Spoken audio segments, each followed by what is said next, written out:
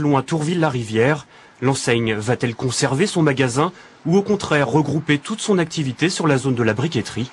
Affaire à suivre. Partons à présent sur l'île de Sercq au large de la Manche. Cette île anglo-normande connaît une véritable révolution économique. Implantation de vignobles, d'hôtels de luxe. À l'origine de cette success story, 2 jumeaux britanniques milliardaires. Leur dernière folie, l'implantation de vignobles. Reportage Erwan de Mignac et Pauline Latruite. C'est la nouvelle folie de l'île. Un vignoble vu sur mer.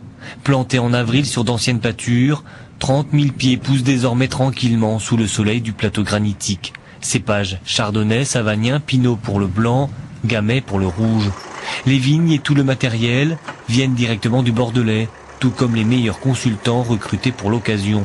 Sercq creuse son sillon avec l'objectif de devenir rapidement un grand vignoble. L'ambition est de faire quand même un vin de haute qualité pour des hôtels et des restaurants très importants. Il a été sélectionné des parcelles spéciales et des cépages adaptés pour la climatologie et le type de sol de Sarcq et pour produire un vin d'une qualité assez élevée. Et les 5 hectares plantés devraient rapidement tripler. Depuis une quinzaine d'années, l'île de 28 hectares a plongé dans une certaine démesure. À l'origine, 2 jumeaux britanniques milliardaires aux rares apparitions médiatiques, les frères Barclay, 73 ans aujourd'hui. Tout a débuté en 1993 par le rachat de l'îlot voisin de Brécourt. Rapidement, les frères investissent sur l'île. Aujourd'hui, ils possèdent 4 des 7 hôtels et se sont lancés dans une véritable fièvre de développement touristique. Chaque année, 5 millions d'euros sont dépensés pour la modernisation des infrastructures.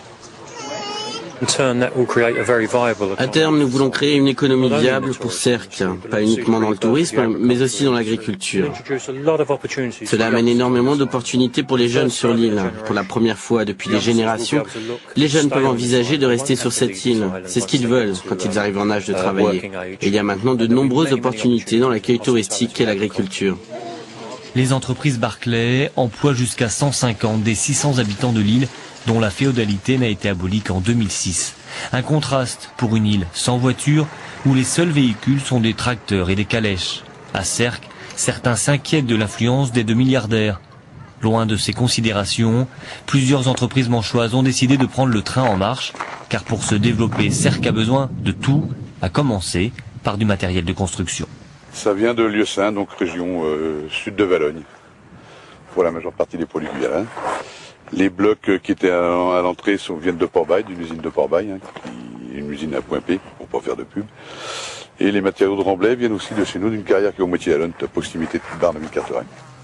Porté par un taux de change favorable et une proximité géographique de seulement 40 km, le développement de Sercq est une opportunité pour réamorcer le commerce avec les îles anglo-normandes.